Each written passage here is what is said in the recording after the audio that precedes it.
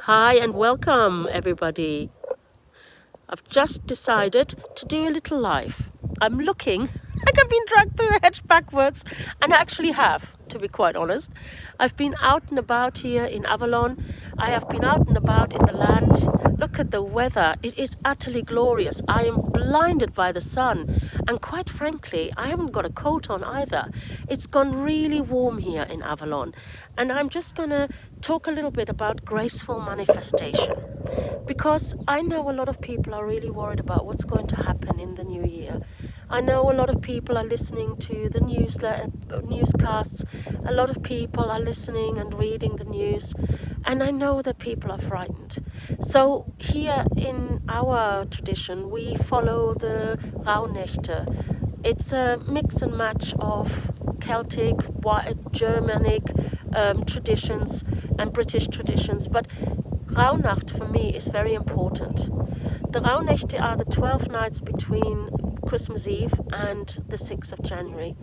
And it is also, mentioned in the Bible, and we still celebrate the 12 days of Christmas, but a lot of people here don't know what that means. And the Rauhnächte were the ones where, once the Celtic people knew that the sun was moving forward again, that you could actually manifest what you needed in the 12 days. The magic would be all around you. And I see the magic all around me right now. See the weather. And I love standing here in these wonderful, look at the skies, in this wonderful place of peace. So anyway, the longhouses would be closed. The fires would be lit. The food would be divvied up. What was left over from the celebrations of the new sun returning would now be rations, at least for some time to come. And the leaders of the clans would sit down and they would talk to the gods and goddesses, and they would ask for guidance on what the year would bring. And that would happen night after night. And the lights, the torches would be burning.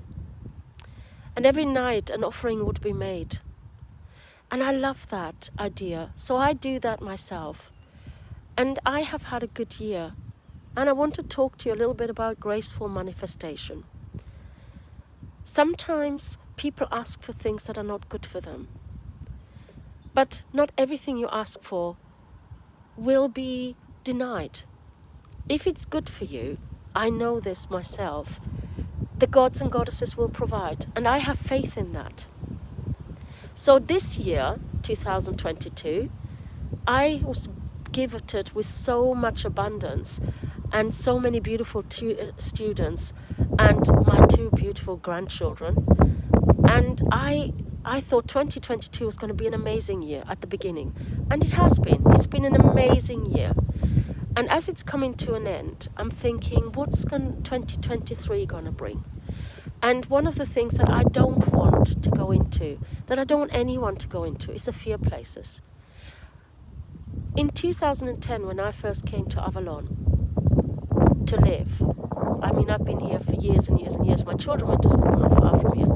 But when I came here in 2010, and I started to stay longer, I realized that I needed to find a place, a way of making a living, of having a roof over my head. And I'm not the only one. People come into Avalon all the time. I had this lovely conversation with somebody on Christmas Eve about finding a place to stay. It was almost like there's no room at the inn. Avalon is very, very full right now after COVID. But still, there are places, there are people that will still help you. In 2010, we were at the height of this, if you remember, the austerity policy of the Tories, and everybody had to live frugally, and there was no money, and nobody could do anything, and people didn't have any jobs. And what I'm hearing in 2023, we are at the same place again. We had all that austerity. We tried to do our best and save money. And then suddenly when COVID came, we had more money than God, and I don't know where that money was coming from. It always made me worry. But what we found is that when we need it, there is a place, there is a manifestation. If we trust, if we talk to Goddess, if we allow her to help, if we listen to her guidance, and that can be your Goddess, your God, your spirit, whoever. If we think about the magic of this land, where we stand every day, and we know that it provides for us. I've just seen the first cleaver, way early, but it will provide. If my Celtic forebears had seen the first cleaver, they would have been absolutely Åsvarmouth, over the top. They would be so happy, because the first greening would mean that they didn't have to live hand to mouth. They didn't have to ration.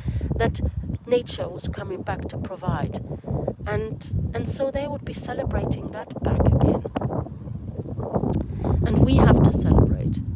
We have to look at what we have. We have to be happy and joyful and hopeful that what we have will be enough. And I really think that is a place to be.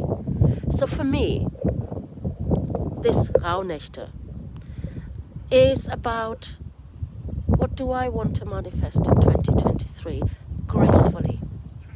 Where do I not want to? I don't want to get into the hassle. I don't want to get into the fear place. I don't want to get into that spiritual bypassing. If that happens, I don't want to be in it anymore. I want to be joyful. I want to be graceful about my manifestation. And whatever I get is going to be all right. I saw that again this year. Whatever is here, we are alive, we're breathing, we're under the blue skies, we're standing in the sunlight, and the green is coming back already. So, what is it that you're afraid of? What is it that you wish to manifest? What is it? Ask yourself. What is it that you really need? What is it that you really desire and want? And dream big and dream small and make it real. Give some offerings until the 6th of January every night. Light a candle. Bring yourself forward.